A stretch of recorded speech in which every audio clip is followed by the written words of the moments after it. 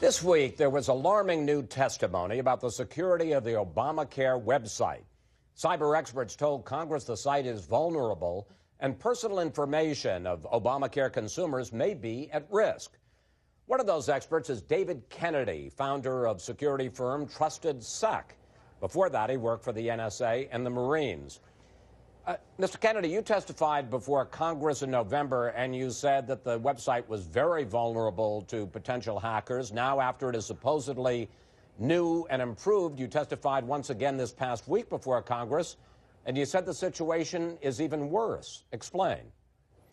Well, when we testified in front of Congress in November, Chris, what we learned was that, they had rushed through what we call the software development life cycle, where they actually build the application. And so when you do that, security doesn't really get integrated into it. And what happened with the rocky launch in October is they slapped a bunch of servers in trying to fix the website just to keep it up and running so that people could actually go and use it.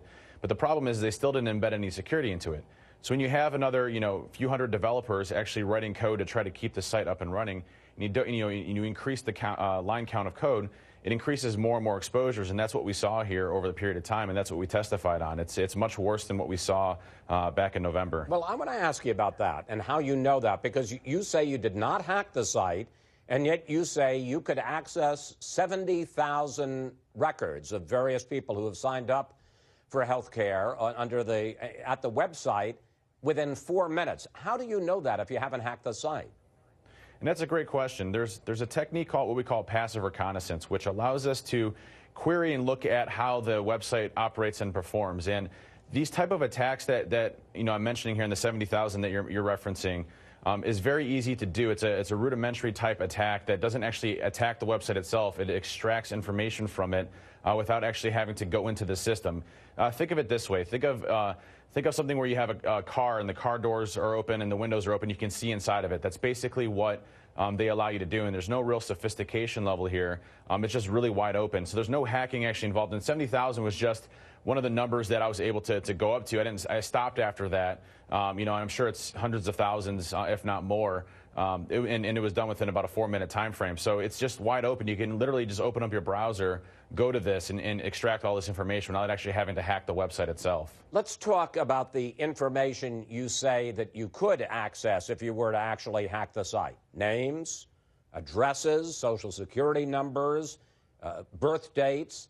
And you also say that because healthcare.gov is linked to the IRS and to the Department of Homeland Security, you could also get in and see what they had to say about the individual person who had signed up. How do you know that? Again, how do you know that you could get this and even get into IRS and get into DHS? And if, in fact, that is the case, what could a hacker do with what seems like an awful lot of private information? And that's a great question. What you look at for when you assess a website, and I've been doing website, security for a number of years. We basically break into websites all the time, and this is my area of expertise. And what we do is we look at, problematic areas around the website. And if you're seeing these type of exposures just on the website, just by looking at it, there's a much more larger problem on the inside. And it's 100% certainty because of how the website was designed and how it was architected and how it was sped along.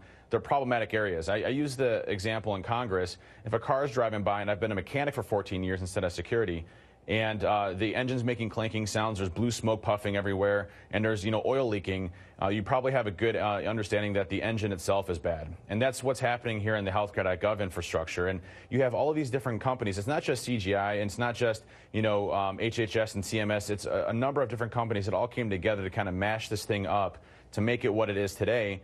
And you're seeing that happen right now. So underneath it. Now the problem is, if you look at the integration between the IRS, DHS, third-party credit verification processes, you have all of these different organizations that feed into this data hub for the healthcare.gov infrastructure to provide all that information, validate everything.